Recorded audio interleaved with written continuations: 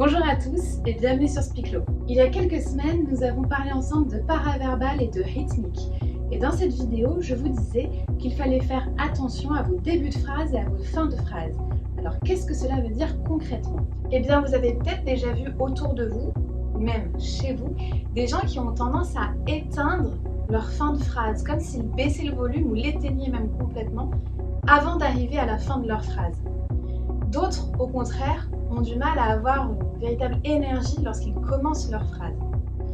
L'objectif que l'on recherche pour avoir une bonne rythmique, c'est au contraire d'attaquer assez nettement ces phrases et de maintenir cette énergie jusqu'au bout. Un petit peu comme une flèche qu'on va décocher et qui va aller se planter fermement dans son objectif. Cela s'appelle soigner les attaques et les finales. Alors qu'est-ce que c'est que les attaques et les finales? Eh bien, vos attaques et vos finales, ce sont les premières et dernières syllabes sonores de vos phrases ou de vos syntagmes.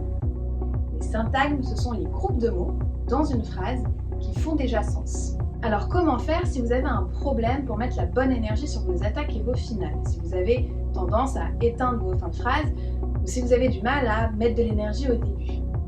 Faites un exercice très simple.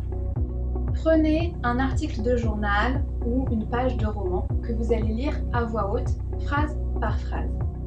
Et exagérez les attaques et les finales de chaque syntagme. Appuyez fort dessus.